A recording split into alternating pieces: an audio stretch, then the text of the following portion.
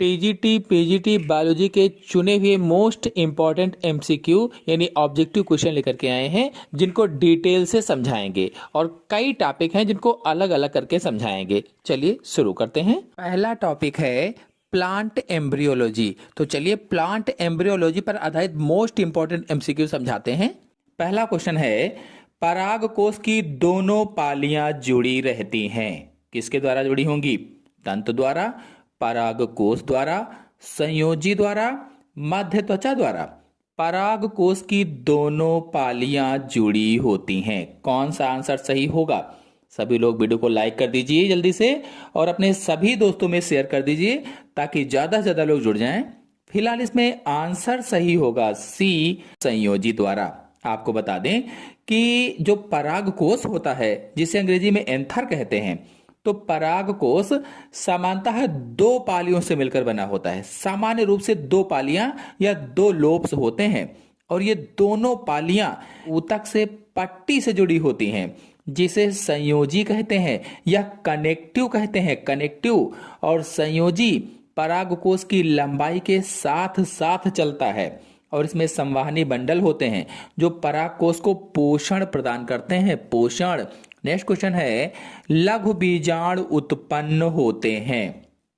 लघु बीजाणु किसमें उत्पन्न होते हैं? लघु बीजाणु कहो, चाहे माइक्रोस्पोर कहो, चाहे पराग कण कहो, किसमें उत्पन्न होते हैं? चार ऑप्शन आपके सामने दिए गए हैं। पुंकेसर में, अंडाशय में, पुष्पासन में, वर्तिकाग्र में। कौन सा आंसर सही हो सकता है? अभी तक वीडियो को लाइक ना किया हो, जल्दी से आप सभी लोग लाइक कर दीजिए और अपने सभी दोस्तों में शेयर भी कर दीजिए।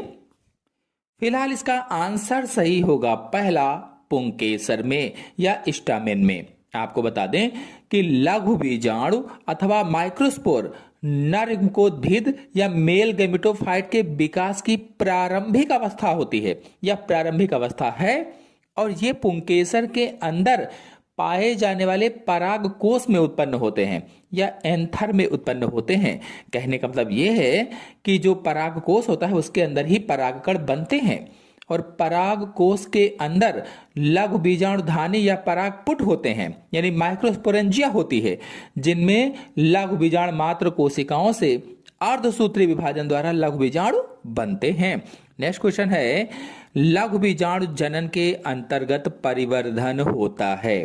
पराग कोश का, पराग कणों का, बीजांड का, ए और बी दोनों।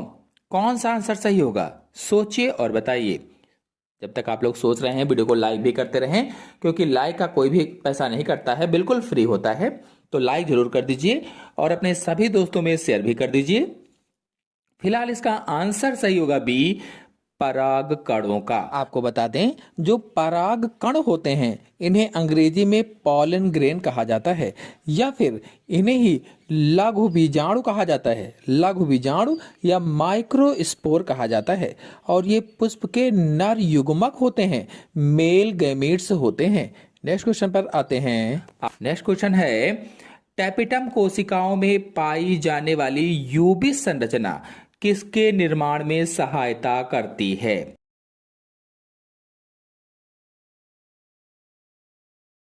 कौन सा आंसर सही हो सकता है?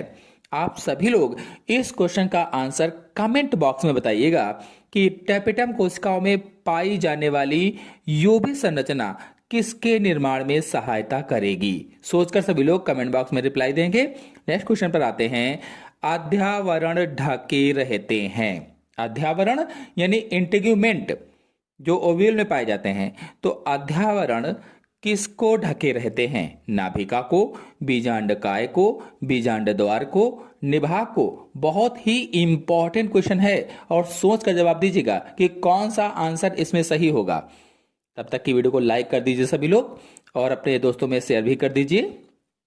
फिलहाल इसमें आंसर सही होगा बी, बीजांडकाय को। आपको बता दें कि बीजांड में या ओव्यूल में अध्यावरण नामक सुरक्षात्मक परत होती है या इंटीग्यूमेंट पाया जाता है जो बीजांडकाय को चारों ओर से घेरे रहता है। चारों ओर से बीजांडकाय वह ऊतक है जो भ्रूण कोश को घेरे रहता है या एम्ब्रियोसैक को घेरे रहता है और उसे पोषण प्रदान करता है। पोषण।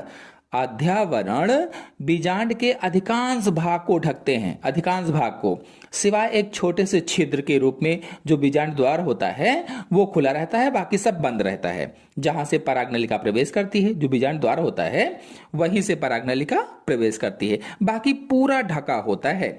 इसीलिए यहां पर आंसर सही होगा बीजांडकाय को। नेक्स्ट क्वेश्चन है, क्रियाशील गुरु बीजाणु होता है।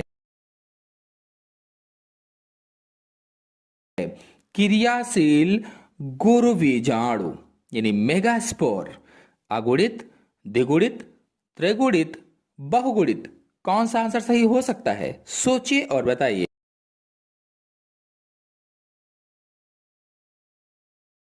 तो इसका आंसर सही होगा पहला, अगुणित होता है। आपको बता दें, गुरु बीजाणु मात्र कोशिका में अर्धसूत्री विभाजन होता है या मियोसिस डिवीजन होता है, और जिसके परिणाम स्वरूप 4 अगुणित गुरु बीजाणु बनते हैं। 4 हेप्लॉइड गुरु बीजाणु या माइक्रोस्पोर बनते हैं। आमतौर पर इनमें से 3 विघटित हो जाते हैं या खत्म हो जाते हैं, और केवल एक क्रियाशील रहता है, एक फंक्शनल रहता है, जो बाद में मादा युग्मकोद्भिद का निर्माण करता है या मादा युग्मकोद्भिद बनाता है। नेक्स्ट क्वेश्चन है, बीजांड काय एक या 2 आवरणों से ढका रहता है, जिन्हें कहते हैं, क्या कहेंगे? सोचिए और बताइए। 4 ऑप्शन आपके सामने दिए गए हैं। नाभिक, प्रतिमुख कोशिका, अध्यावरण, ध्रुवीय कोशिका। अगर आप लोग नहीं जानते हैं कि नाभिक क्या है, प्रतिमुख कोशिका क्या है, ध्रुवीय कोशिका क्या है, अध्यावरण क्या है, तो इन सब को मैंने चित्र से समझाया हुआ है। आप जाकर के बीजांड वाला वीडियो देख लीजिए, बीजांड की संरचना वाला, जिसमें मैंने अच्छी तरीके से समझाया हुआ है। फिलहाल इसमें आंसर सही होगा सी, अध्यावरण। बीजांड काय एक या 2 आवरणों से ढका रहता है, जिन्हें क्या कहेंगे? अध्यावरण या इंटीग्यूमेंट कहा जाता है। नेक्स्ट क्वेश्चन है, मादा युग्मकोद्भिद के निभाग की ओर कितनी प्रतिमुख कोशिकाएं पाई जाती हैं? जो मादा युग्मकोद्भिद होता है उसके निभाग की तरफ कितनी प्रतिमुख कोशिकाएं होती हैं? 2, 3, 4, 5। कौन सा आंसर सही होगा? सोचिए और बताइए कि इनमें से कौन सा आंसर सही हो सकता है। 4 ऑप्शन आपके सामने दिए गए हैं। हम सभी लोग जानते हैं 3 होंगी, 3 कोशिकाएं होती हैं, 3 प्रतिमुख या एंटीपोडल सेल्स पाई जाती हैं। अगर एक प्रारूपिक बीजांड की बात करें तो उसमें 3 प्रतिमुख कोशिकाएं ऊपर की ओर पाई जाती हैं। और आपको बता दें कि बीजांड द्वार सिरे की ओर, जिधर बीजांड द्वार होता है उस ओर 3 कोशिकाएं और होती हैं, जिनमें से बीच वाली अंड कोशिका और 2 सहायक कोशिकाएं कहलाती हैं, और एक केंद्र में केंद्रीय कोशिका भी होती है, जिसे द्विध्रुवीय कोशिका कहा जाता है। नेक्स्ट क्वेश्चन है, ध्रुवीय केंद्रक पाए जाते हैं। ध्रुवीय केंद्रक किसमें पाए जाते हैं? परागनलिका में, भ्रूणकोश में, भ्रूणपोष में, निभाग में। ध्रुवीय केंद्रक किसमें पाए जाएंगे? Polar nuclei are found in. Video को लाइक ना किया हो तो सभी लोग जल्दी से लाइक कर दीजिए और अपने सभी दोस्तों में शेयर कर दीजिए। फिलहाल इसका आंसर सही होगा बी, भ्रूण कोश में या इन एम्ब्रियो शैक में। आपको बता दें कि ध्रुवीय केंद्रक भ्रूण कोश की सबसे बड़ी कोशिका यानी कि केंद्रीय कोशिका के भीतर पाए जाते हैं, और आमतौर पर ये 2 होते हैं। निषेचन की भूमिका अगर देखी जाए तो निषेचन के दौरान परागनली से आया एक नर युग्मक इन 2 ध्रुवीय केंद्रकों के साथ संलयन करता है। इस प्रक्रिया को त्रिसंलयन कहते हैं या ट्रिपल फ्यूजन कहते हैं। इसके बाद प्राथमिक भ्रूणपोष केंद्रक का निर्माण होता है, जो बाद में विकसित होकर भ्रूणपोष बनाता है। नेक्स्ट क्वेश्चन है, बीजांड काय के मध्य में एक थैलीनुमा संरचना कहलाती है।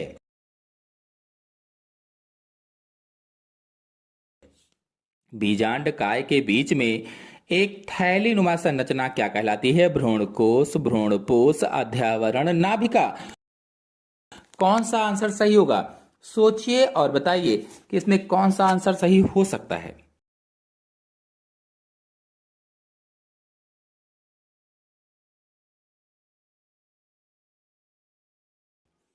फिलहाल इसमें आंसर सही होगा पहला भ्रूण कोश कहलाती है? बता दें कि a sac like structure in the centre of the nucleus is called embryo sac, यानी भ्रूण कोश। बता दें कि जो बीजांड होता है, बीजांड के बीचों बीच में एक केंद्रीय भाग होता है जिसे भ्रूण कोश कहा जाता है, और उस भ्रूण कोश के चारों तरफ बीजांडकाय होता है, और इसके बाद अध्यवरण होते हैं। और इसका महत्व क्या है? तो यह भ्रूण कोश ही है जिसमें अंड कोशिका मौजूद होती है जो निषेचन के लिए तैयार होती है, और यह अनावृत पौधों में लैंगिक प्रजनन की केंद्रीय साइट होती है, केंद्रीय साइट। नेक्स्ट क्वेश्चन है, भ्रूण कोश किस पर पोषण के लिए निर्भर होते हैं? जो भ्रूण कोश होते हैं वो किस पर पोषण के लिए निर्भर होते हैं? बीजांड पर, बीजांडकाय पर, निभाग पर, प्रतिमुख कोशिका पर?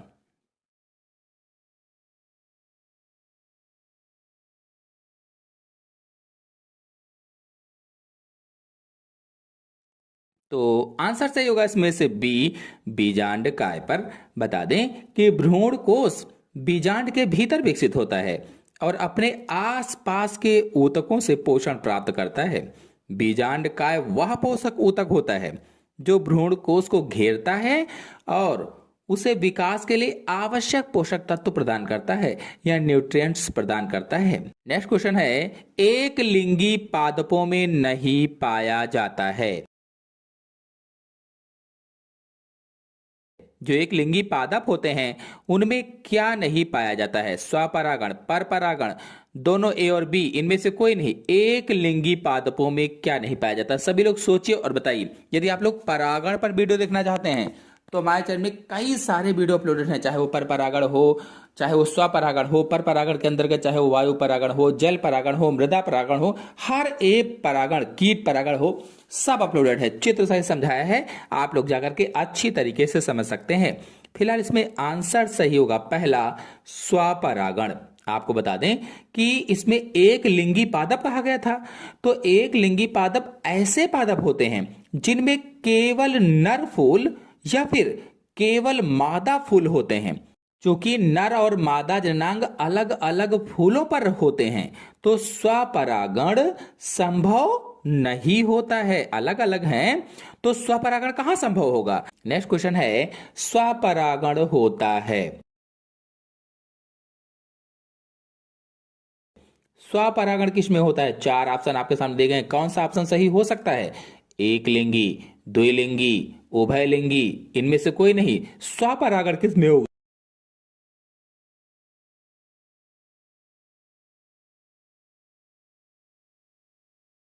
तो देखिए इसका आंसर सही होगा बी, द्विलिंगी। लेकिन आपके मन में यह प्रश्न हो सकता है कि इसमें उभयलिंगी भी हो सकता है, तो आपको समझाते हैं।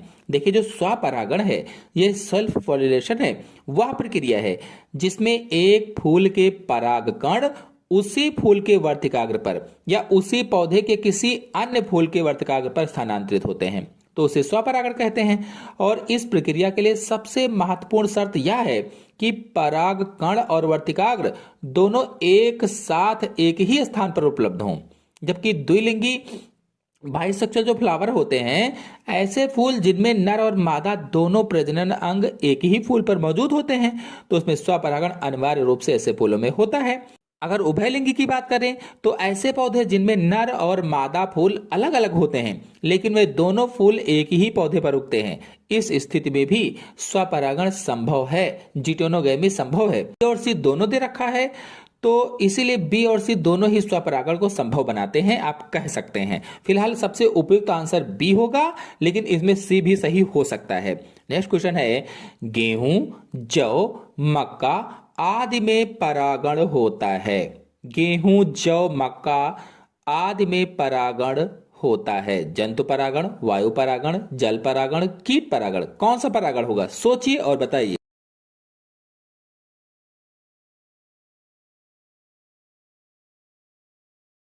आंसर सही होगा इसमें से बी, वायु परागण होता है। एनिमोफिली होती है या विंड पॉलिनेशन होता है। वायु परागण परागण का सबसे सामान्य तरीका होता है जो घास कुल के पौधों में पाया जाता है, जैसे गेहूं, जौ, मक्का, इनमें सब में वायु परागण होता है।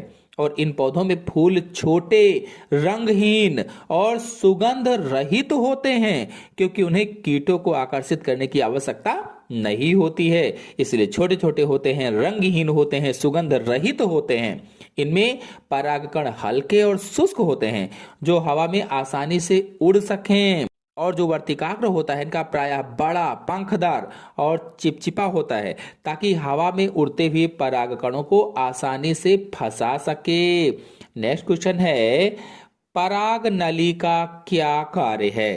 परागण में सहायता करना, वर्तिकाग्र की सुरक्षा करना, नर युग्मक का वाहक करना, और ये सभी कौन सा ऑप्शन सही होगा? सोचिए और बताइए।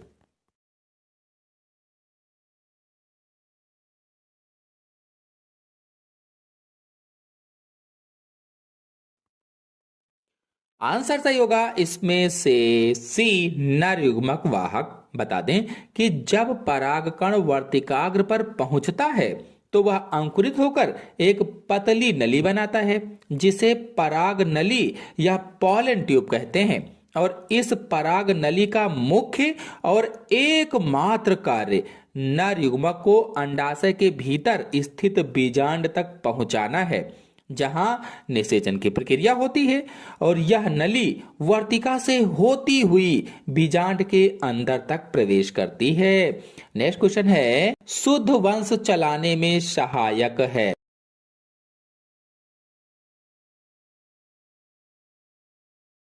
पर परागण, स्वपरागण, ए और बी दोनों, इनमें से कोई नहीं। शुद्ध वंश चलाने में सहायक कौन सा होगा? सोचिए और बताइए।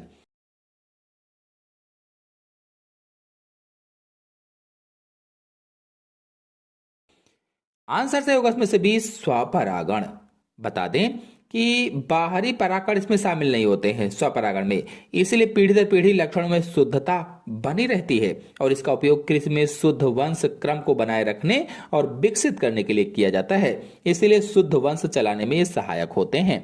नेक्स्ट क्वेश्चन है, स्वपरागण के लिए आवश्यक है।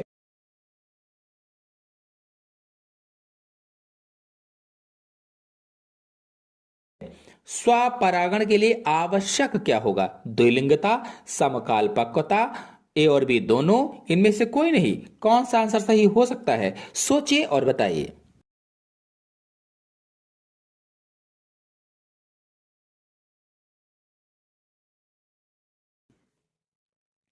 आंसर सही होगा इसमें से सी, ए और बी दोनों। तो सबसे पहले देखते हैं कि द्विलिंगता क्या है। तो फूल में नर और मादा दोनों अंग एक ही साथ मौजूद होने चाहिए, उसे ही द्विलिंगता कहा जाता है। यदि फूल एकलिंगी होगा तो स्वपरागण असंभव हो जाएगा। अगर समकालपक्वता की बात करें तो फूल के नर अंग और मादा अंग को एक ही समय पर परिपक्व होना चाहिए। यदि परागकण पहले परिपक्व हो जाएं या वर्तिकाग्र पहले परिपक्व हो जाए तो स्वपरागण नहीं हो पाएगा और पर परागण को बढ़ावा मिलेगा। इसलिए समकालपक्वता कहा गया है, यानी नर और मादा दोनों साथ साथ परिपक्व हों तो उसे समकालपक्वता कहा जाता है। नेक्स्ट क्वेश्चन है, द्विबीजपत्री भ्रूण के विकास में आधार कोशिका बनाती है।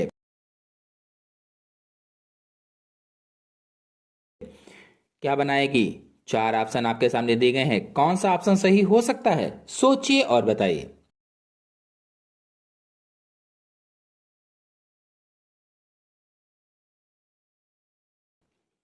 ऑप्शन सही होगा इसमें से भी, निलंबक। निलंबक बनाती है, निलंबक। आपको बता दें कि आधार कोशिका बार बार विभाजित होकर एक धागे जैसी संरचना बनाती है, जिसे निलंबक कहते हैं। यह सस्पेंसर कहा जाता है और निलंबक का मुख्य कार्य विकसित हो रहे भ्रूण को बीजांड की पोषक कोशिकाओं में धकेलना और पोषक तत्वों के अवशोषण में मदद करना होता है। नेक्स्ट क्वेश्चन है, एक बीजपत्री भ्रूण का बीजपत्र कहलाता है।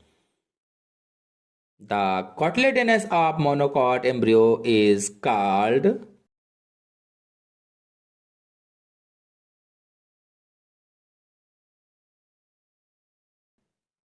क्या कहलाएगा? आंसर सही होगा इसमें से पहला, स्क्यूटेलम कहलाता है। एक बीजपत्री जैसे घास कुल भ्रूण में केवल एक बीजपत्र होता है। इस एकल बीजपत्र को स्क्यूटेलम कहा जाता है।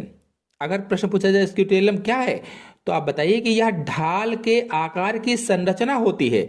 ढाल के आकार की संरचना जो भ्रूणीय अक्ष के एक पार्श्व पर स्थित होती है, और इसका मुख्य कार्य बीज के अंकुरण के दौरान एंडोस्पर्म से पोषक तत्वों को अवशोषित करके भ्रूण को देना होता है। नेक्स्ट क्वेश्चन है, असंग जनन की खोज की। असंग जनन की खोज किसने की थी? सोचिए और बताइए कि कौन सा ऑप्शन सही हो सकता है। असंग जनन की खोज खुराना, माहेश्वरी, विंकलर, पाश्चर किसने की थी?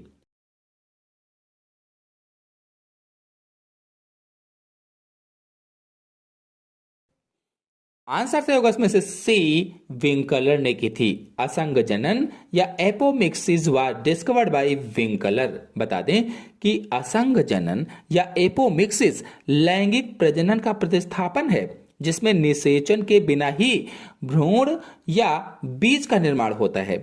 यह अलैंगिक प्रजनन की विधि है जो लैंगिक प्रजनन की नकल करती है। जर्मन वनस्पति शास्त्री हंस विंकलर ने सन 1908 में इस घटना को पहली बार पहचाना और इसके लिए असंग जनन शब्द दिया था। नेक्स्ट क्वेश्चन है, संतरे में बहुभ्रूणता देखी किसने देखी थी? विंकलर ने, लेवेनहॉक ने, माहेश्वरी ने, खुराना ने।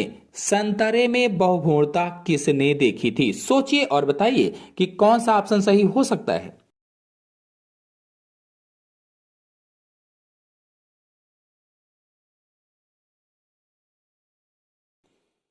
इसका ऑप्शन सही होगा बी, ल्यूवेनहॉक ने देखी थी। आपको बता दें कि बहुभ्रूणता वह घटना है या पॉलीएम्ब्रियानी वह घटना है जिसमें एक ही बीज के अंदर एक से अधिक भ्रूण विकसित हो जाते हैं। कहने का मतलब यह है कि जब एक बीज के अंदर एक से अधिक भ्रूण विकसित हो जाएं, तो उसे ही बहुभ्रूणता कहा जाता है। बता दें कि डच वैज्ञानिक एंटोनी वान ल्यूवेनहॉक ने वर्ष 1719 में सबसे पहले संतरे के बीजों में बहुभ्रूणता की घटना का वर्णन किया था। चलिए अब दूसरे टॉपिक पर आते हैं, plant nutrition and seed germination. तो इस टॉपिक पर आधारित मोस्ट इंपॉर्टेंट एमसीक्यू को डिटेल से समझा देते हैं। चलिए शुरू करते हैं।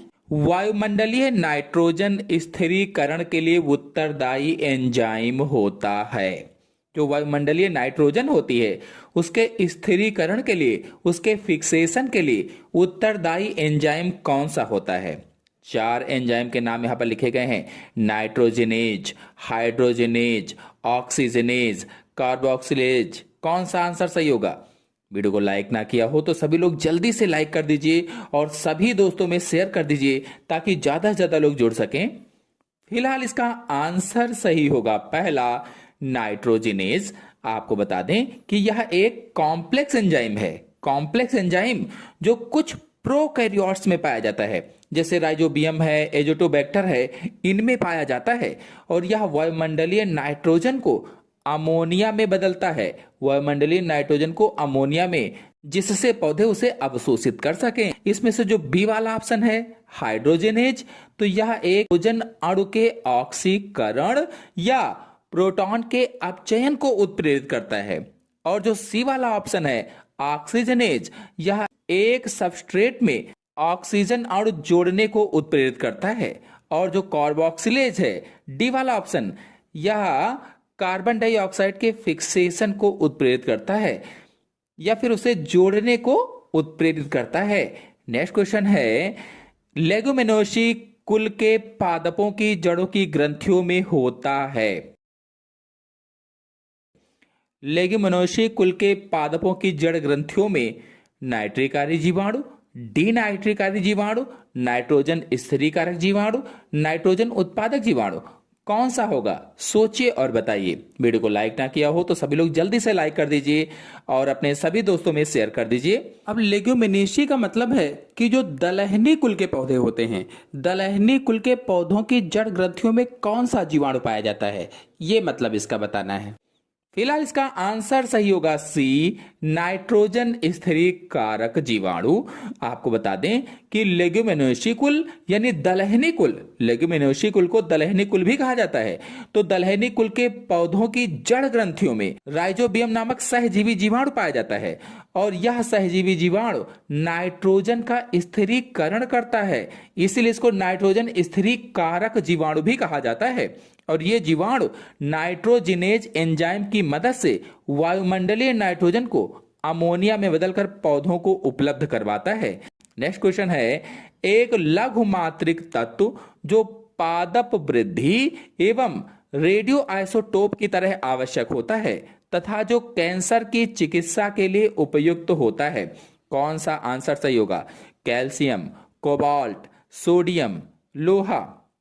सोचिए और बताइए कि कौन सा आंसर इसमें सही हो सकता है। वीडियो को लाइक ना किया हो तो जल्दी से आप सभी लोग लाइक कर दीजिए, अपने सभी दोस्तों में शेयर भी कर दीजिए ताकि ज्यादा से ज्यादा लोग जुड़ जाएं। फिलहाल इसका आंसर सही होगा बी, कोबाल्ट। आपको बता दें कि कोबाल्ट एक सूक्ष्म मात्रिक तत्व है, सूक्ष्म मात्रिक तत्व जो विटामिन B12 का घटक है या कोबालामीन का एक घटक है और पौधों तथा पशुओं के स्वास्थ्य के लिए आवश्यक होता है। और आपको बता दें कि इसका रेडियो आइसोटोप कोबाल्ट 60 कैंसर के उपचार में गामा किरणों के स्रोत के रूप में व्यापक रूप से उपयोग में लाया जाता है। इसमें से जो पहला ऑप्शन है कैल्शियम, यह एक बृहत मात्रिक तत्व है जो कोशिका भित्ति का महत्वपूर्ण घटक होता है। और इसमें जो सोडियम है यह कुछ पौधों के लिए आवश्यक है लेकिन कोबाल्ट 60 जितना चिकित्सा में उपयोग नहीं होता है। और जो लोहा है यह सूक्ष्म मात्रिक तत्व है जो क्लोरोफिल संश्लेषण और श्वसन के लिए आवश्यक होता है। नेक्स्ट क्वेश्चन है, कोशिका में खनिज लवणों का प्रवेश होता है। जो कोशिका होती है उसमें खनिज लवणों का प्रवेश किस रूप में होता है? अणुओं के रूप में, आयनों के रूप में, विलेय के रूप में, परमाणुओं के रूप में? कौन सा आंसर सही हो सकता है? सोचिए और बताइए। वीडियो को लाइक ना किया हो तो जल्दी से आप सभी लोग लाइक भी कर दीजिए क्योंकि लाइक का कोई भी पैसा नहीं करता है, एकदम फ्री होता है। और अपने सभी दोस्तों में शेयर भी कर दीजिए। जब देख ही रहे हैं तो और भी कई सारे लोग जुड़ जाएं ताकि कुछ ज्यादा लोग जुड़ेंगे तो और भी अच्छा लगेगा और हम आपके लिए अच्छा वीडियो मॉडल पेपर ला पाएंगे। तो इसमें आंसर सही होगा बी, आयनों के रूप में। आपको बता दें पौधे मिट्टी से खनिज लवणों को आवेशित कणों या आयनों के रूप में अवशोषित करते हैं और ये आयन कोशिका झिल्ली में विशिष्ट वाहकों के माध्यम से प्रवेश करते हैं। नेक्स्ट क्वेश्चन है, फसली पादप किस रूप में कार्बन प्राप्त करते हैं? जो फसली पादप होते हैं वे किस रूप में कार्बन को प्राप्त करते हैं? सोचिए और बताइए कि कौन सा आंसर सही हो सकता है इसमें। कार्बन डाइऑक्साइड, तात्विक कार्बन यानी कोयला के रूप में, कार्बोनेट के रूप में, अमीनो अम्लों के रूप में? कौन सा आंसर सही हो सकता है?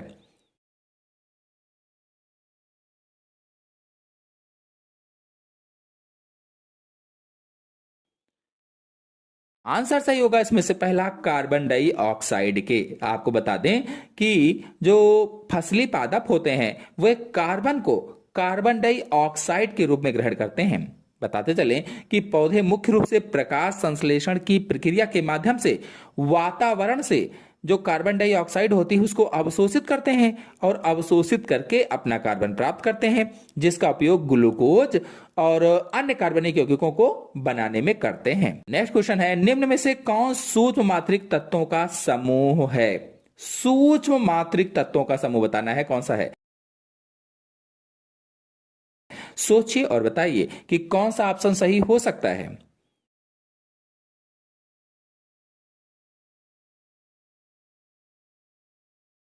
वीडियो को लाइक ना किया हो तो लाइक कर दीजिए, अपने सभी दोस्तों में शेयर भी कर दीजिए।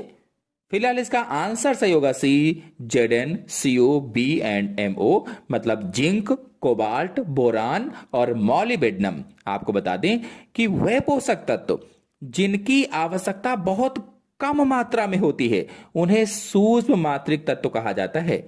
ऐसे पोषक तत्व जिनकी आवश्यकता बहुत कम मात्रा में होती है उन्हें सूक्ष्म पोषक तत्व कहा जाता है।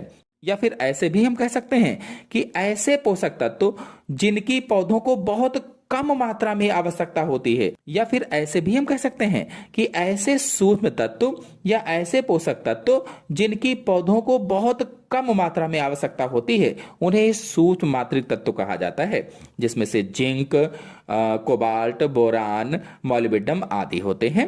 और यहाँ पर जो पहला ऑप्शन है नाइट्रोजन, सल्फर और फास्फोरस, ये बृहद मात्रिक तत्व हैं, बृहद मात्रिक तत्व होते हैं। और सिलिकॉन भी एक लाभकारी तत्व है। अब इसमें से जो बी वाला ऑप्शन है ये सभी बृहद मात्रिक तत्व हैं। नेक्स्ट क्वेश्चन है हाइड्रोपोनिक्स का अर्थ है। हाइड्रोपोनिक्स का अर्थ क्या होता है? चार ऑप्शन आपके सामने दिए गए हैं, कौन सा ऑप्शन इसमें से सही हो सकता है? इस क्वेश्चन का आंसर आप लोग बताइएगा कि इसमें कौन सा आंसर सही होगा। हम आपको कुछ हिंट दे देते हैं। इसमें देखिए जो पहला वाला ऑप्शन है जलीय संवर्धन माध्यम में पादपों को उगाना, और जो इसमें तीसरा वाला ऑप्शन सी वाला प्लावी पादपों को उगाना, और जो डी वाला ऑप्शन है पादपों की मृदा रहित कृषि, इन्हीं में से कोई एक सही है। कौन सा सही है आप सभी लोग कमेंट बॉक्स में बताएं। नेक्स्ट क्वेश्चन है निम्न में से कौन सा पादप अधोभूमिक अंकुरण प्रदर्शित करता है तथा भ्रूणपोषी भी है? यानी ऐसा पादप जो भ्रूणपोषी भी है और अधोभूमिक अंकुरण प्रदर्शित करता है, उसे बताना है। आपको बता दें कि अधोभूमिक अंकुरण किसे कहा जाता है? तो कुछ बीजों में बीजपत्र भूमि के अंदर ही रह जाते हैं, ऐसे अंकुरण को अधोभूमिक अंकुरण कहा जाता है, जैसे चना, मटर, मूंगफली, आम, मक्का आदि। कहने का मतलब यह है कि अधोभूमिक अंकुरण में बीजपत्र जमीन के अंदर ही रह जाते हैं और भ्रूणपोषी बीज वह हैं जिनमें भ्रूणपोष भोजन संग्रहित करता है। तो इसमें आंसर सही होगा पहला बाजरा। जो बाजरा है ये अधोभूमिक अंकुरण और भ्रूणपोषी का उदाहरण है। इसी तरह से अधोभूमिक भ्रूणपोषी कौन कौन से होंगे? तो मक्का, चावल, गेहूं, नारियल, खजूर, ये भी सभी अधोभूमिक और भ्रूणपोषी के उदाहरण होते हैं। अब इसमें से जो चना है, सेम है, जो चना है अधोभूमिक अंकुरण है लेकिन अभ्रूणपोषी है, और इसी में से जो सेम है ये अधोभूमिक अंकुरण है और ये भी अभ्रूणपोषी है। फिर जो अरंडी है ये भी उपरभूमिक अंकुरण है और भ्रूणपोषी है। नेक्स्ट क्वेश्चन है सेरियोप्स राइजोफोरा में किस प्रकार का अंकुरण पाया जाता है? सेरियोप्स राइजोफोरा में किस प्रकार का अंकुरण पाया जाता है? कौन सा आंसर सही हो सकता है इसमें से? वीडियो को लाइक ना किया हो तो लाइक कर दीजिए, सभी दोस्तों में शेयर भी कर दीजिए। कौन सा आंसर सही होगा सोचिए और बताइए।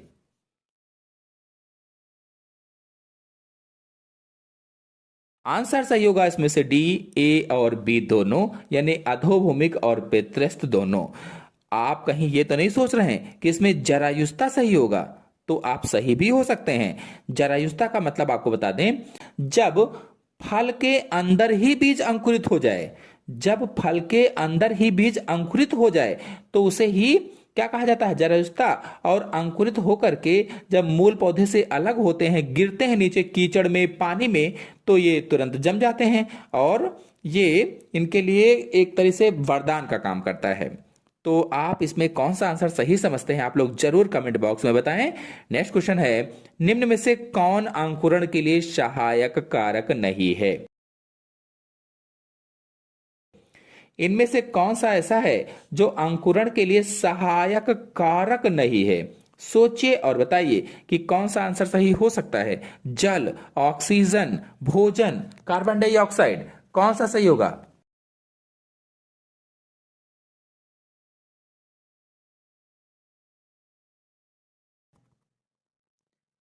आंसर सही होगा इसमें से डी, कार्बन डाइऑक्साइड अंकुरण के लिए सहायक कारक नहीं है।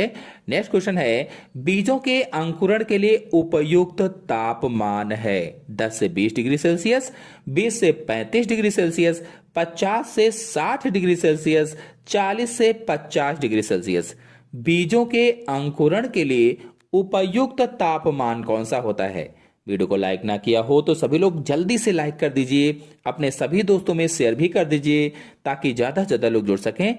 फिलहाल इसका आंसर सही होगा बी, 20 से 35 डिग्री सेल्सियस। आपको बता दें कि अधिकांश फसलों के बीजों को अंकुरित होने के लिए इष्टतम तापमान 20 डिग्री से 35 डिग्री के बीच होना चाहिए। हालांकि यह पौधों की प्रजातियों पर निर्भर करता है कि वह प्रजाति कौन सी है। यह तापमान एंजाइमों की अधिकतम गतिविधि के लिए आवश्यक होता है, जो संग्रहित भोजन को घोलते हैं, जिससे भ्रूण विकसित हो पाता है। तो 10 डिग्री से कम या 40 डिग्री से अधिक तापमान आमतौर पर अंकुरण को बाधित करता है। नेक्स्ट क्वेश्चन है, भूम्योपरिक अंकुरण पाया जाता है।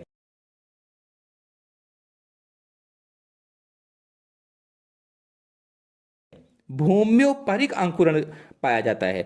आपको पहले बता दें कि भूम्योपरिक अंकुरण कहते किसे हैं। तो कुछ बीजों में अंकुरण के समय बीजपत्र भूमि से बाहर निकल आते हैं। कुछ ऐसे बीज होते हैं जिसमें अंकुरण के समय बीजपत्र भूमि से बाहर निकल आते हैं। इस प्रकार के अंकुरण को भूम्योपरिक अंकुरण कहा जाता है। जैसे इमली, कपास, खीरा, पपीता, नीम, सेम, अरंडी आदि ये सब भूम्योपरिक अंकुरण के उदाहरण होते हैं। अब यहां पर भूम्योपरिक अंकुरण किस में पाया जाता है कहा गया है, सेम है, इमली है, तो क्या बताएंगे, दोनों में, ए और बी दोनों में पाया जाता है।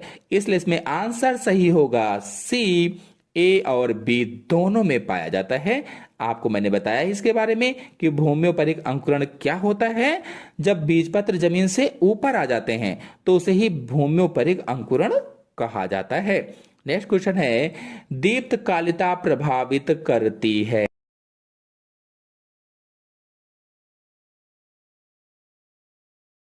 चार ऑप्शन आपके सामने दिए गए हैं। दीप्तकालिता किसको प्रभावित करती है? सोचिए और बताइए कि कौन सा ऑप्शन सही हो सकता है। पहला ऑप्शन है कायिक वृद्धि, दूसरा इंटरनोड में दीर्घीकरण, तीसरा बीज अंकुरण, चौथा ये सभी।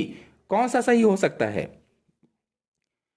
आंसर सही होगा इसमें से डी वाला, ये सभी। आपको बता दें कि दीप्तकालिता पौधे की वह प्रतिक्रिया है जो दिन या रात के सापेक्षिक लंबाई के प्रति होती है।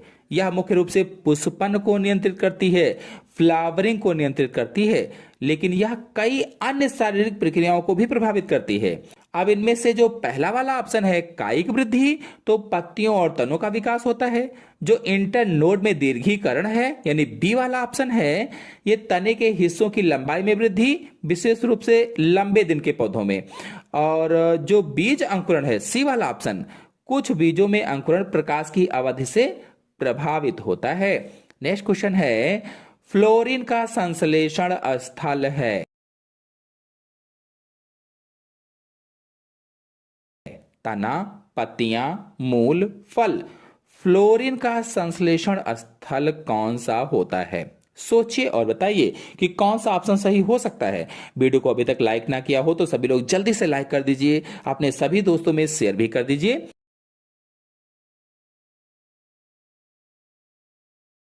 फिलहाल इसका आंसर सही होगा बी, पत्तियां। आपको बता दें फ्लोरिजन एक काल्पनिक हार्मोनल पदार्थ है, काल्पनिक हार्मोनल पदार्थ जो पुष्पन को प्रेरित करता है, पुष्पन को। और आपको बता दें कि इसका संश्लेषण पत्तियों में होता है। पत्तियों में जो प्रकाश, जो कि पौधे में प्रकाश के प्रति सबसे संवेदनशील अंग होते हैं, और संश्लेषण के बाद यह फ्लोरीन तने के माध्यम से विकासशील शीर्ष तक जाता है, जहां यह कायिक वृद्धि को पुष्पन में बदलने के लिए संकेत भी देता है। नेक्स्ट क्वेश्चन है, कौन से हार्मोन बसंतीकरण को प्रतिस्थापित करते हैं?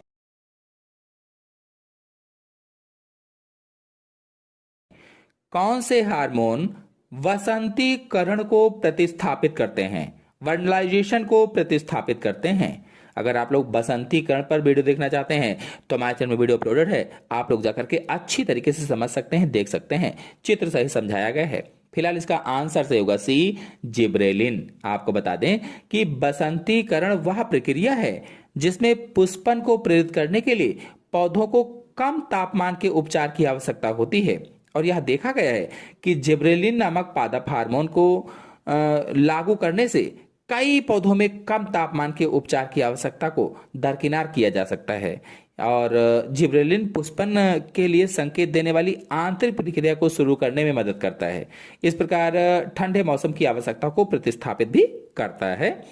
और नेक्स्ट क्वेश्चन है, गर्मियों के मौसम में बीजों को उत्तम वृद्धि तथा पुष्पन के लिए निम्न ताप उपचार दिया जाता है। यह कहलाता है, यह क्या कहलाएगा? सोचिए और बताइए कि कौन सा आंसर सही हो सकता है। इसमें से 4 ऑप्शन आपके सामने दिए गए हैं।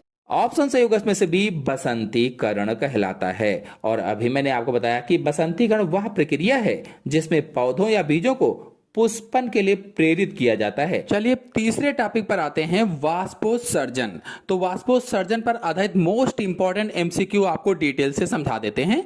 चलिए शुरू करते हैं। पहला क्वेश्चन लेते हैं, वाष्पोत्सर्जनाकर्षण जल ससंजनवाद के प्रतिपादक हैं। 4 ऑप्शन आपके सामने दिए गए हैं, जेसी बोस, गोल्डवस्की, डिक्सन एवं जॉली वोहम। कौन सा आंसर सही हो सकता है? सोचिए और बताइए। अभी तक यदि आप लोगों ने वीडियो को लाइक ना किया हो तो लाइक जरूर कर दीजिए, क्योंकि लाइक का कोई भी पैसा नहीं करता है, एकदम फ्री होता है। लाइक कर दीजिए और सभी दोस्तों में जल्दी से शेयर कर दीजिए ताकि ज्यादा से ज्यादा लोग जुड़ सकें। फिलहाल इसका आंसर सही होगा सी, डिक्सन एवं जॉली। और आपको बता दें, यह सिद्धांत पौधों में जाइलम के माध्यम से ऊंचाई तक जल के आरोहण की व्याख्या करता है, ऊंचाई तक जल के आरोहण की। और आपको बता दें, इसमें से जो पहला ऑप्शन है, जेसी बोस भारतीय वैज्ञानिक हैं। इन्होंने पौधों में विद्युत संकेतों और स्पंदन को मापने के लिए क्रेस्कोग्राफ का आविष्कार किया था। क्रेस्कोग्राफ का आविष्कार और इनका मूल सिद्धांत मुख्य रूप से मूल दाब की क्रियाविधि पर केंद्रित था, रूट प्रेशर की क्रियाविधि पर केंद्रित था। और जो इसमें से बी वाला ऑप्शन है, गोल्डवस्की, इन्होंने पौधों में जल आरोहण से संबंधित पंपिंग क्रिया के बारे में विचार दिया था, पंपिंग एक्शन के बारे में विचार दिया था। और इसमें से जो बोहम है, इन्होंने सन 1862 में पहली बार यह अवलोकन किया कि जल आरोहण में वाष्पोत्सर्जन की भूमिका महत्वपूर्ण होती है। नेक्स्ट क्वेश्चन है, साकीय पादप का तना काट देने पर जाइलम का रस रिसना किस कारण संभव है? 4 ऑप्शन आपके सामने दिए गए हैं। पहला ऑप्शन है निष्क्रिय अवशोषण से, दूसरा मूल दाब से, तीसरा बिंदुस्राव द्वारा और चौथा है वाष्पोत्सर्जन की उपस्थिति से। कौन सा आंसर सही हो सकता है? सोचिए और बताइए। वीडियो को लाइक ना किया हो तो आप सभी लोग जल्दी से लाइक कर दीजिए, अपने सभी दोस्तों में शेयर भी कर दीजिए ताकि ज्यादा से ज्यादा लोग जुड़ सकें। फिलहाल इसका आंसर सही होगा बी, मूल दाब से।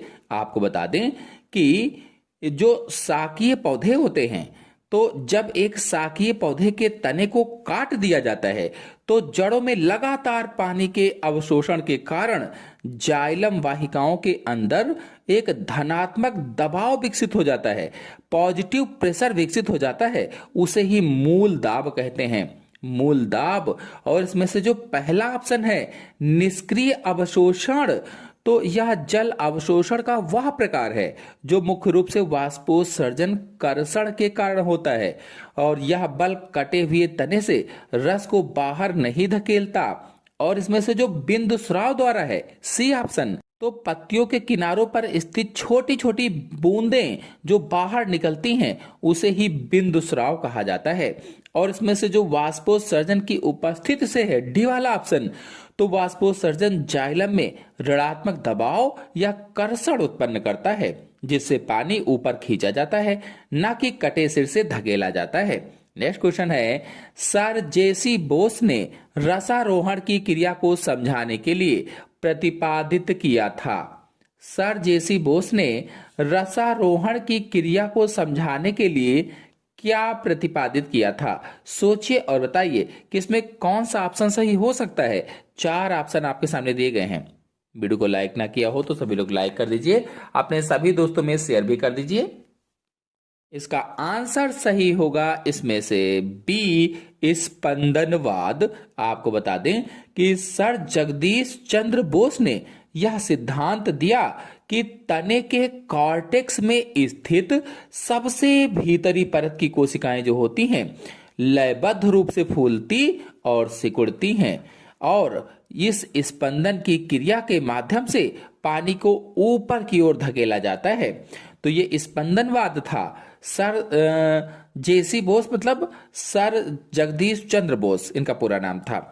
और इसमें से जो पहला वाला ऑप्शन है रिले पंपवाद, तो यह सिद्धांत भी स्पंदनवाद के समान है लेकिन सीधे तौर पर जेसी बोस से संबंधित नहीं है। और इसमें से जो सी वाला ऑप्शन है वाष्पोत्सर्जनाकर्षणवाद, तो यह सबसे व्यापक रूप से स्वीकृत सिद्धांत है जिसे डिक्सन और जॉली ने दिया था।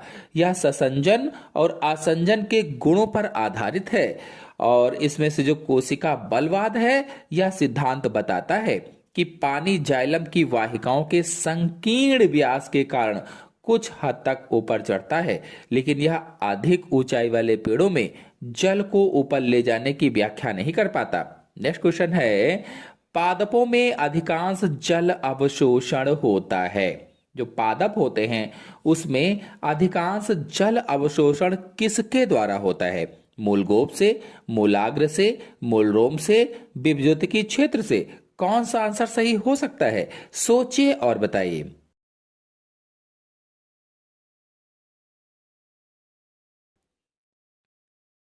वीडियो को लाइक ना किया हो तो लाइक कर दीजिए। फिलहाल इसका आंसर सही होगा सी, मूल रोम से यानी रूट हेयर से। आपको बता दें कि जड़ के मूल रोम क्षेत्र में हजारों पतली पतली भित्ति वाली लंबी कोशिकाएं होती हैं जिन्हें मूल रोम कहते हैं। मूल रोम, और ये मूल रोम मृदा से जल के अवशोषण के लिए सतह क्षेत्र बढ़ाते हैं और अधिकांश जल का अवशोषण यहीं से होता है। इसमें से जो पहला ऑप्शन है मूल गोप से, जिसे रूट कैप कहते हैं अंग्रेजी में, तो मूल गोप जड़ के सिरे की सुरक्षा करता है। और इसमें से जो मूलाग्र है, तो मूलाग्र यानी रूट टिप जो है, मूलाग्र मुख्य रूप से मेरिस्टेमेटिक क्षेत्र को इंगित करता है। जो डी वाला ऑप्शन है विभज्योतिकी क्षेत्र से, तो यह वह क्षेत्र होता है जहां कोशिकाएं विभाजित होती हैं। नेक्स्ट क्वेश्चन है रंध्र दिन में खुलते हैं क्योंकि रक्षक कोशिकाओं में, रंध्र दिन में खुलते हैं क्योंकि रक्षक कोशिकाओं में क्या होते हैं? सोचिए और बताइए।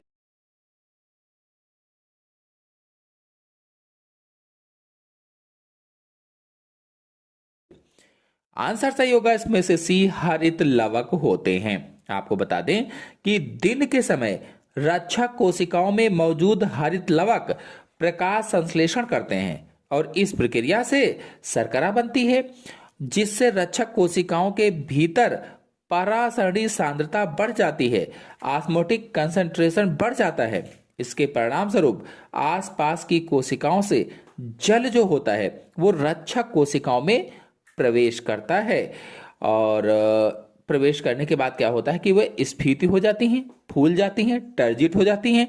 इस प्रकार से रंध्र खुल जाते हैं। नेक्स्ट क्वेश्चन है रंध्रों द्वारा वाष्पोत्सर्जन किस समय लगभग पूर्ण रूप से रुक जाता है? रंध्रों के द्वारा वाष्पोत्सर्जन लगभग किस समय पूर्ण रूप से रुक जाता है, यह बताना है। सोचिए और बताइए।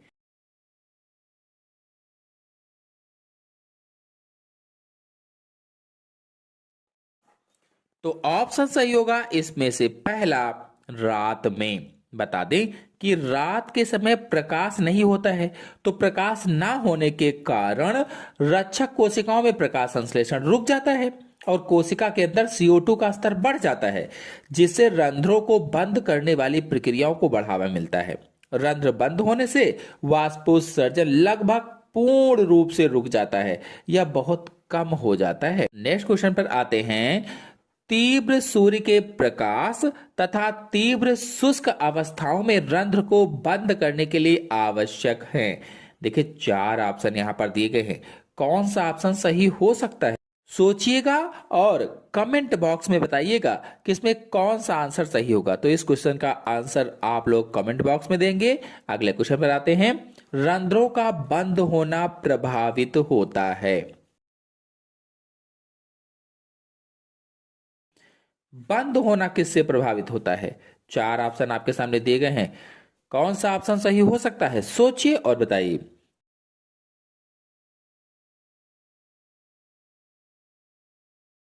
ऑप्शन सही होगा इसमें से बी, एब्सिसिक अम्ल। नेक्स्ट क्वेश्चन है, रंध्रों के खुलने और बंद होने की व्याख्या करने वाली पोटेशियम आयन विनिमय परिकल्पना प्रतिपादित की थी? किसने प्रतिपादित किया था? सोचिए और बताइए कि कौन सा ऑप्शन सही हो सकता है। तो इसका ऑप्शन सही होगा बी, लेविट ने प्रतिपादित किया था, लेविट ने। नेक्स्ट क्वेश्चन है, पादपों में वाष्पोत्सर्जन की दर निर्भर होती है, किस पर निर्भर होती है? चार ऑप्शन आपके सामने दिए गए हैं, कौन सा ऑप्शन सही हो सकता है? सोचिए और बताइए।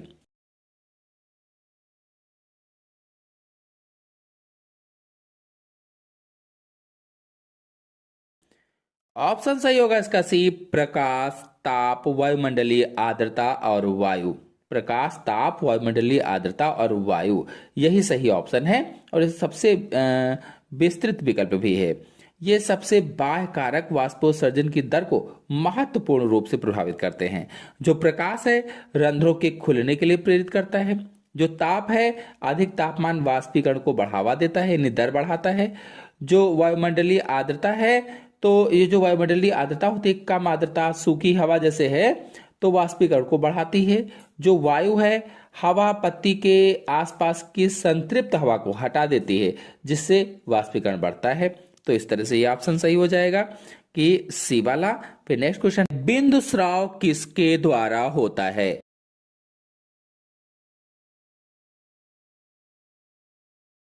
रंध्र, जलरंध्र, मूल रोम, पुष्पकलियां, किसके द्वारा बिंदु स्राव होता है? सोचिए और बताइए कि कौन सा ऑप्शन सही हो सकता है।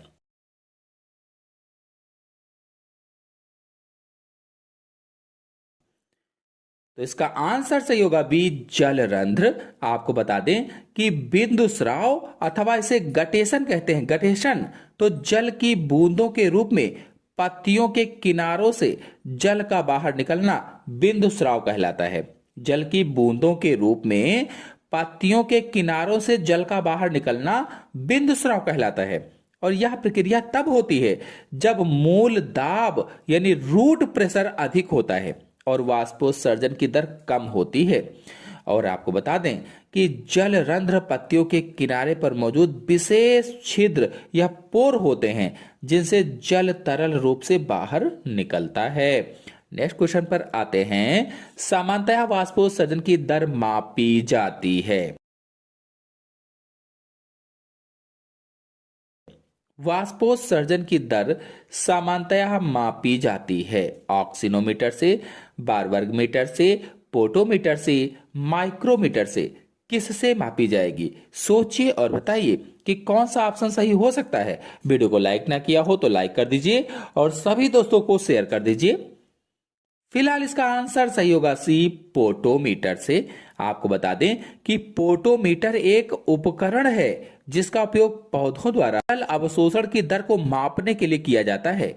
चूंकि पौधों में अवशोषित जल का अधिकांश भाग वाष्पोत्सर्जन में उपयोग होता है, इसीलिए यह माना जाता है कि पोटोमीटर के द्वारा मापा गया जल अवशोषण वाष्पोत्सर्जन की दर के लगभग बराबर होता है।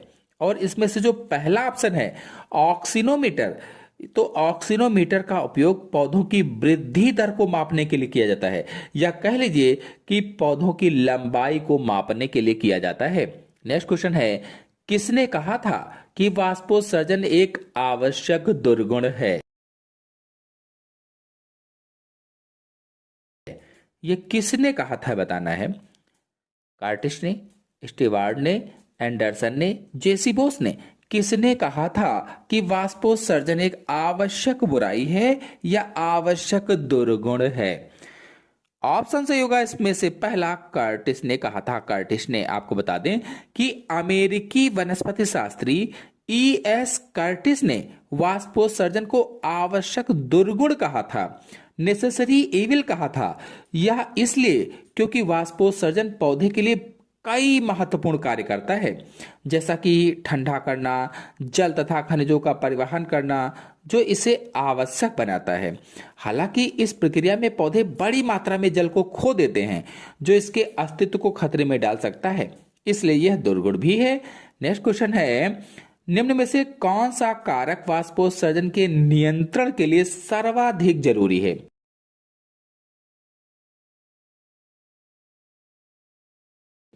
इनमें से कौन सा ऐसा कारक है जो वाष्पोत्सर्जन के नियंत्रण के लिए सबसे ज्यादा जरूरी होता है? चार ऑप्शन आपके सामने दिए गए हैं। कौन सा ऑप्शन सही हो सकता है? सोचिए और बताइए।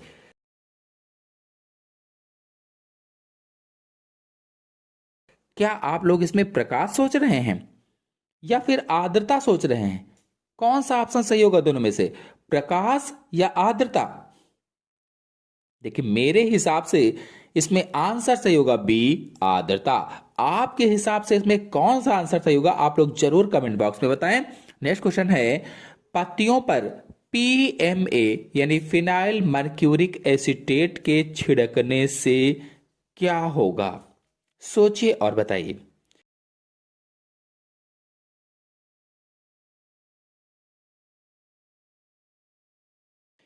आंसर सही होगा इसमें से सी, वाष्पोत्सर्जन की दर कम हो जाती है। आपको बता दें कि पीएमए एक प्रतिवाष्पोत्सर्जन रसायन है। प्रतिवाष्पोत्सर्जन रसायन यह आंशिक रूप से रंध्रों को बंद करने का कारण बनता है, स्टोमेटा को बंद करने का कारण बनता है, और रंध्र बंद होने से जल वाष्प के बाहर निकलने का रास्ता अवरुद्ध हो जाता है, जिससे वाष्पोत्सर्जन की दर कम हो जाती है। इसका उपयोग मुख्य रूप से सूखे के दौरान पौधों को जल हानि से बचाने के लिए किया जाता है। नेक्स्ट क्वेश्चन है, चयनात्मक पारगम्य कला का उदाहरण है।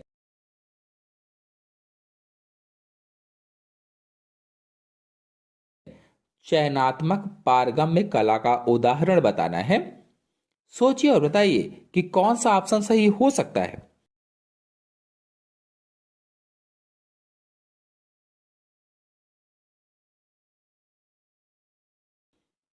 ऑप्शन सही होगा इसमें से डी, जीव द्रव्य कला। आपको बता दें कि चयनात्मक पारगम्य कला वह झिल्ली होती है जो केवल कुछ विशिष्ट पदार्थों को ही अपने से होकर गुजरने देती है, जबकि अन्य को रोक देती है। जीव द्रव्य कला एक जैविक झिल्ली है जो कोशिका के अंदर और बाहर पदार्थों की गति को नियंत्रित करती है, इसीलिए यह चयनात्मक रूप से पारगम्य होती है। कोशिका भित्ति आमतौर पर पूर्णतः पारगम्य होती है या फ्रीली परमेएबल होती है। नेक्स्ट क्वेश्चन है, स्थलीय पादपों में द्वार कोशिकाएं अन्य बाह्य त्वचीय कोशिकाओं से भिन्न होती हैं। किसके कारण भिन्न होती हैं? कौन सा ऑप्शन सही हो सकता है? सोचिए और बताइए।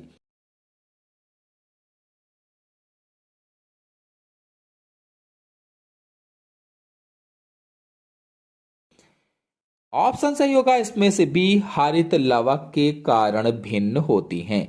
द्वार कोशिकाएं यानी गार्ड सेल्स रंध्रों के चारों ओर पाई जाने वाली विशेष बाह्य त्वचीय कोशिकाएं होती हैं, और स्थलीय पौधों में अधिकांश बाह्य त्वचीय कोशिकाओं में हरित लवक नहीं होता। हालांकि द्वार कोशिकाओं में हरित लवक मौजूद होता है, जो उन्हें प्रकाश संश्लेषण करने के लिए अनुमति देते हैं। यह उनकी अन्य बाह्य त्वचीय कोशिकाओं से भिन्नता का एक महत्वपूर्ण कारक होता है, और यह रंध्रों के खुलने और बंद होने की प्रक्रिया में अप्रत्यक्ष रूप से सहायता करता है। नेक्स्ट क्वेश्चन पर आते हैं। नेक्स्ट क्वेश्चन है, रंध्रों के नियंत्रण में किस धातु के आयन भाग लेते हैं?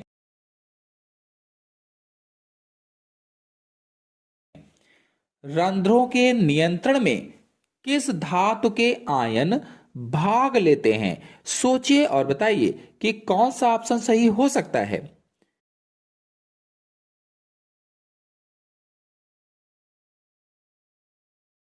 ऑप्शन सही होगा इसमें से डी, पोटेशियम धातु के आयन भाग लेते हैं।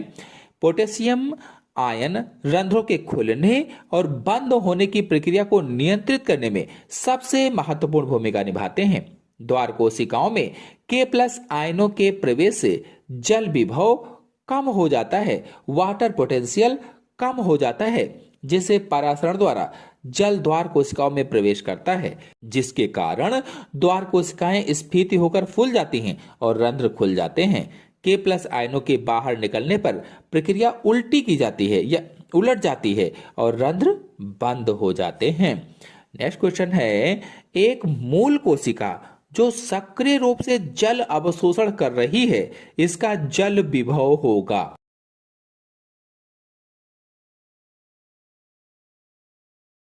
कितना होगा?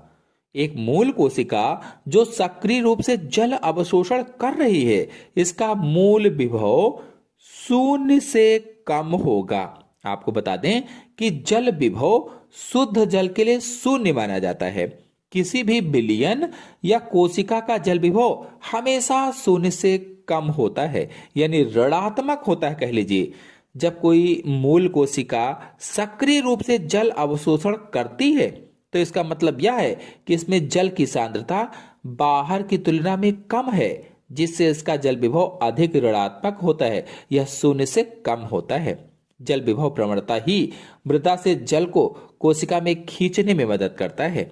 नेक्स्ट क्वेश्चन है, म्लान के समय मृदा में पाई जाने वाली जल की प्रतिशत मात्रा को कहते हैं। जल की प्रतिशत मात्रा को क्या कहा जाता है? सोचिए और बताइए कि कौन सा आंसर सही हो सकता है।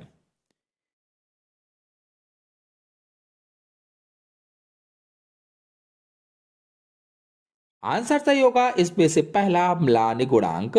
आपको बता दें, म्लान गुणांक या स्थायी म्लान बिंदु मृदा में जल की वह न्यूनतम प्रतिशत मात्रा है जिस पर पादप अब जल अवशोषित नहीं कर पाते और स्थायी रूप से मुरझा जाते हैं या म्लान हो जाते हैं। इस बिंदु पर मृदा में शेष जल इतनी मजबूती से बंधा होता है कि पादप की जड़ें उस तनाव को दूर नहीं कर पाती हैं। नेक्स्ट क्वेश्चन है, पादपों में म्लानी होती है जब।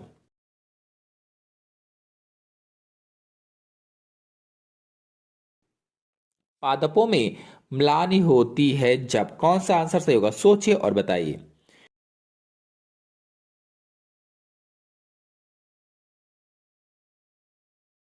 आंसर सही होगा इसका पहला, जाइलम का मार्ग अवरुद्ध हो जाता है। बता दें कि म्लान मुख्य रूप से पादप के भीतर जल की कमी के कारण होती है, जो अक्सर वाष्पोत्सर्जन द्वारा जल हानि की दर से जड़ों द्वारा जल अवशोषण की धीमी दर के कारण होता है। नेक्स्ट क्वेश्चन है, पादपों में वाष्पोत्सर्जन निम्न में होता है जब, कौन सा आंसर सही होगा? सोचिए और बताइए। 4 ऑप्शन आपके सामने दे रखे हैं।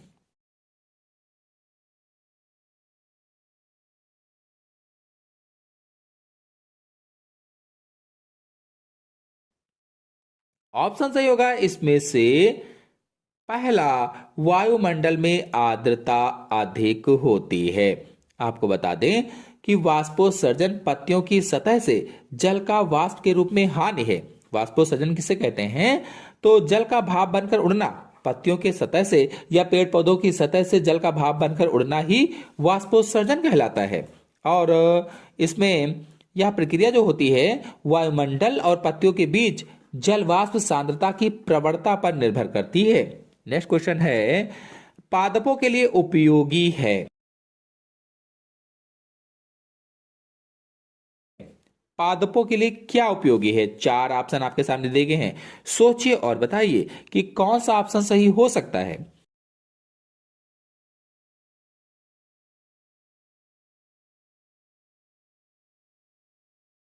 ऑप्शन से होगा इसमें से पहला, केशिका जल।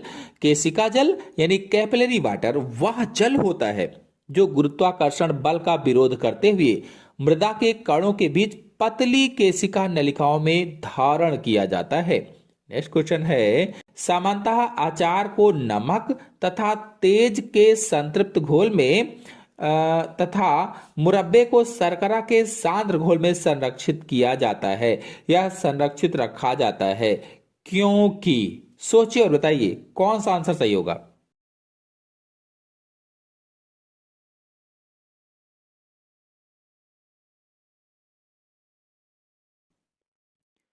आंसर तो होगा इसमें से बी, सूक्ष्म जीव जीवद्रव्य कुंचित होकर मर जाते हैं। आपको बता दें कि यह परिरक्षण परासरण के सिद्धांत पर आधारित है। जो प्रिजर्वेशन है ऑस्मोसिस के सिद्धांत पर आधारित है। नमक का गाढ़ा घोल या शर्करा का गाढ़ा घोल मुरब्बे में एक अति परासारी माध्यम बनाता है। जब सूक्ष्म जीव इस घोल के संपर्क में आते हैं तो उनके कोशिका द्रव्य से जल परासरण द्वारा बाहर निकल जाता है। जल की इस हानि के कारण उनकी कोशिकाएं जीवद्रव्य कुंचित होकर सिकुड़ जाती हैं, जिनकी उपापचय क्रियाएं रुक जाती हैं। अब उनकी उपापचय क्रियाएं रुक जाती हैं और वह मर जाते हैं या निष्क्रिय हो जाते हैं और खाद्य पदार्थ बचा रहता है, सड़ता नहीं, खराब नहीं होता है जल्दी से। नेक्स्ट क्वेश्चन है, पादपों में हरिमहीनता किसके कारण होती है? जो पादप होते हैं उसमें हरिमहीनता किसके कारण होती है? सोचिए और बताइए।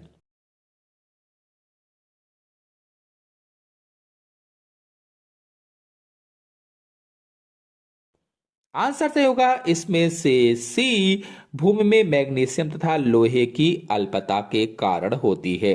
हरिमहीनता पत्तियों का पीला पड़ना है। हरिमहीनता किसे कहते हैं? तो जब पत्तियां पीली पड़ जाती हैं तो उसे ही हरिमहीनता कहा जाता है, जो क्लोरोफिल की कमी के कारण होता है। नेक्स्ट क्वेश्चन है, जड़ों द्वारा अवशोषित खनिज पदार्थ पत्तियों तक पहुंचते हैं। जड़ों द्वारा अवशोषित खनिज पदार्थ पत्तियों तक किसके द्वारा पहुंचते हैं? कौन सा आंसर सही होगा? सोचिए और बताइए।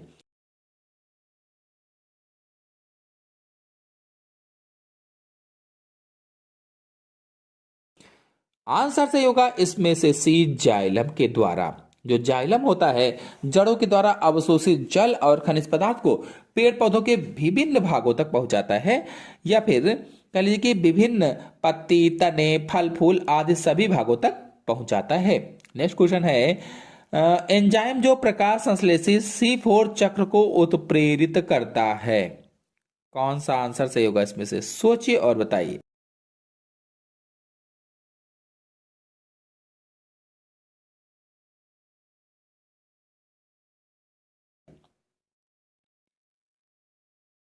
आंसर सही होगा इसमें से बी, पीईपी कार्बोक्सिलेज एंजाइम। चलिए अब चौथे टॉपिक पादप हार्मोन अथवा प्लांट हार्मोन पर आधारित मोस्ट इंपॉर्टेंट एमसीक्यू आपको समझा देते हैं।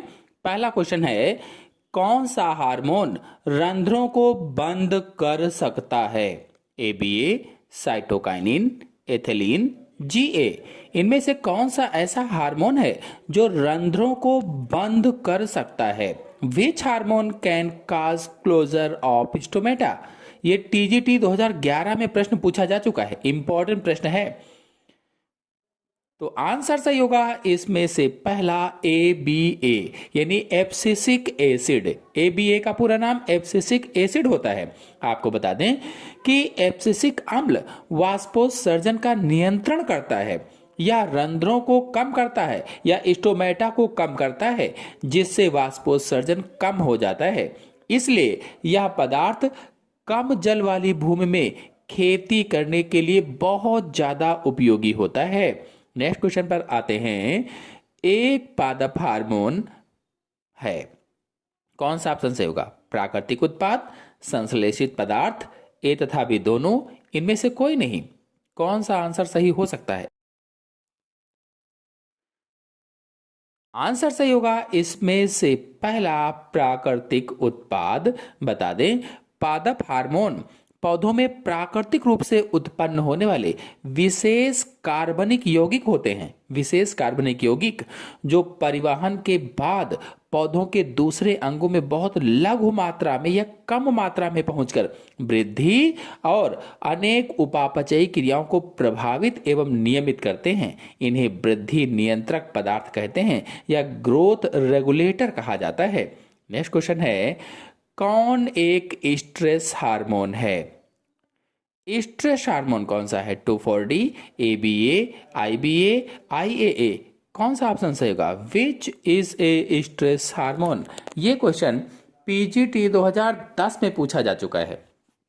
कौन सा आंसर इसमें से सही हो सकता है? सोचिए और बताइए।